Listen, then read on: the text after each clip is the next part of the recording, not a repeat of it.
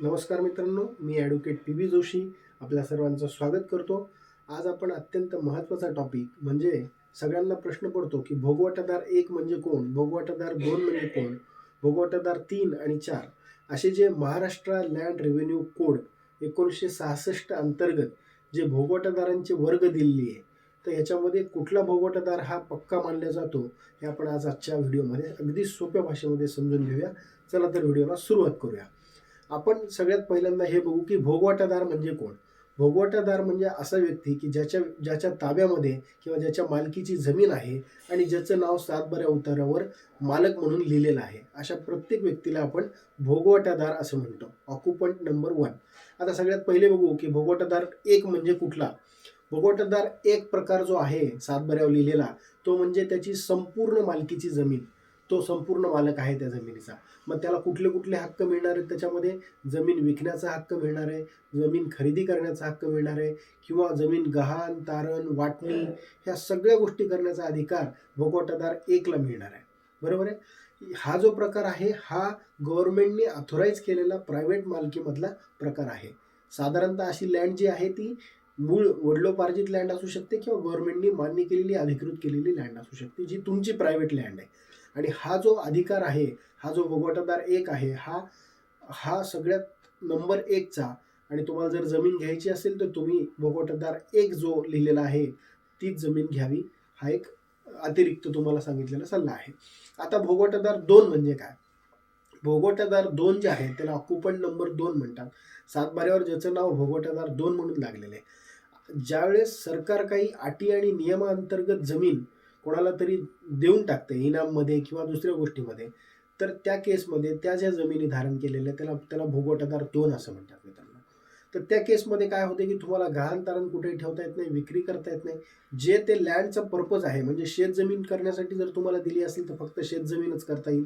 तुम्हाला तुम्हाला जर विक्री करायची असेल तर कलेक्टरची परमिशन शिवाय तुम्ही विक्री करू शकणार नाही. त्यामुळे त्याच्यावर सुद्धा निर्बंध आहे. तर अशा ज्या जमिनी आहेत सगळ्या त्या भोगवटादार 2 या क्रमांकामध्ये येतात, किंवा सातबाऱ्यावर त्याचं नाव भोगवटादार 2 म्हणून लिहून येतं. आता आपण हे समजून घेऊ की भोगवटादार 3 म्हणजे कुठल्या जमिनी?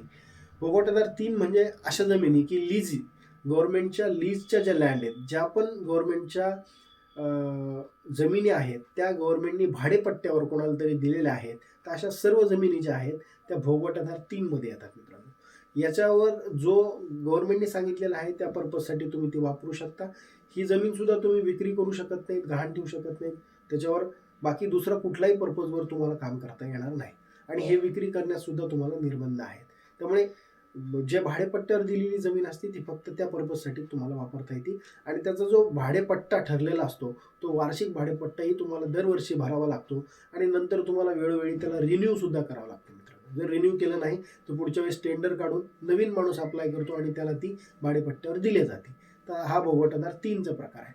भोगवटादार 4 म्हणजे असे मित्रांनो की ज्या जमिनीवर कुठलाही ताबा किंवा मालकी कोणाची नाही आहे, तरी सुद्धा त्यांनी तिकडे तळ ठोकून बसलेले आहेत. अशा सर्व ज्या भोगवटादाराला आपण 4 असं आपण गिनतो, की ज्यांचे काही त्यांच्याकडे पेपर नाही आहेत, त्यांच्याकडे मालकी नाही आहे, तरी सुद्धा त्यांनी तिथे तळ ठोकून बसलेले आहेत अशा गव्हर्नमेंटच्या जमिनी. तर आता बहुतांश ह्या ज्या जमिनी आहेत त्या अतिक्रमण किंवा ज्या वादग्रस्त जमिनी आहेत अशा ठिकाणी जाऊन तुम्ही राहता, तर याला आपण भोगवटादार 4 असं म्हणतो. आता महत्त्वाच्या टिप्स अशा आहेत मित्रांनो की जर आपण जमीन खरेदी करत असाल तर तुम्ही तिकडे हे बघायला पाहिजे की कुठला भोगवटादारचा प्रकार आहे. जर भोगवटादार 1 असेल तरच ती जमीन ओके आहे, ती जमीन एकदम व्यवस्थित आहे, त्याला पूर्ण मालकी आहे ती विकण्याची. पण 2, 3 आणि 4 जर असेल तर त्याला विकण्याची बिलकुल मान्यता नाही. त्यामुळे तुम्ही हे तपासायला पाहिजे की भोगवटादार 1 आहे का सातबाऱ्यावर. त्यानंतर जमिनीचं जे टायटल डॉक्युमेंट आहे ते सुद्धा तुम्ही पाहायला पाहिजे. केवळ जमीन खरेदी करायची असेल आणि येण्याची परमिशन काढली आहे का नाही हे सुद्धा तुम्हाला त्याच्यामध्ये बघायला पाहिजे. तर जमीन खरेदी करायची असेल तर तुम्ही हे नक्की बघा. आज अगदी सोप्या भाषेमध्ये जे आपल्या सातबाऱ्यावर लिहिलेलं असतं की भोगवटादार 1 म्हणजे कोण, 2 म्हणजे कोण, 3 आणि 4 हे आपण अगदी सोप्या भाषेमध्ये आजच्या व्हिडिओमध्ये समजून घेतलेलं आहे. जर आजचा व्हिडिओ आवडला असेल तर नक्की शेअर करा, लाईक करा, सबस्क्राईब करा. धन्यवाद.